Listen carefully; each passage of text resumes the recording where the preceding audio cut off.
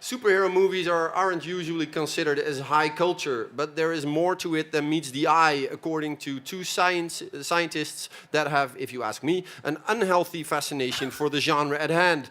Etienne, you said that Thor is interesting to look at. Another movie you said it's interesting to look at is Wonder Woman. Yep. Why? For obvious reasons. Gal Gadot. She's very good looking, I would say. Okay. She's taken very seriously in the role in the sense that she's really a superheroine. She's not a sidekick. Even in Batman vs Superman, which was, I think we'll agree, a train wreck. It was another thing that sort of saved the movie. She also saved the boys. And for the first time, we have like a character that is truly powerful, a character that doesn't depend on men, a character that is truly like a modern woman. I'd say maybe a trans-modern, post-modern woman. I don't exactly know.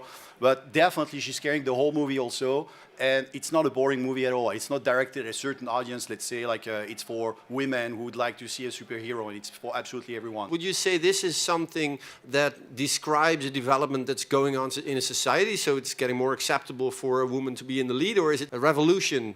I think, no, again, it's not really a revolution, because if you think about it also, a character, Wonder Woman, she's based also on old Greek goddesses. And at the time, Greek goddesses, for instance, Zeus, when Hera would tell her to go back home, he would actually listen to her.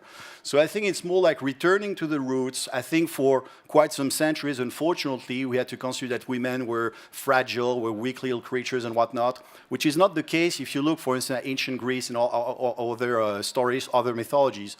So I think we go back the roots. We actually try to erase, to a certain extent, the male domination. We see that in society. I think it's something very positive. We also see that with superheroes. I think Wonder Woman will be the first one of many more to come, for sure. One thing I should say about the balance that you were talking about there in terms of the superhero representation in terms of female leads.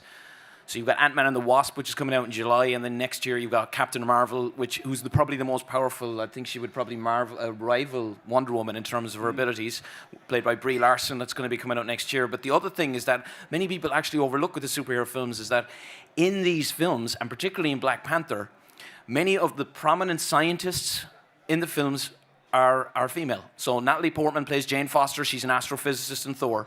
You have Helen Choi, who's in Avengers Age of Ultron. She builds an advanced 3D bioprinting device. And in this film, you have Black Panther's sister, who's the smartest person on the planet. Emancipation in the works in mainstream culture. It's also because the studios now, they're making a lot of money, and they also want to diversify, obviously. So they want to expand, they want to appeal to more people. But it should be said that Black Panther is actually not African-American. He's an African superhero. I'm not sure that the purpose of Marvel and Walt Disney is to extend to get the African continent, but I think it's also a sign of openness to say, well, look, we also consider that superheroes should not be the usual white males, for sure. And you saw that also in the first Thor, when it was more for reasons of political correctness, but actually Idris Elba was playing one of the Nordic gods, which kind of looked weird during the movie.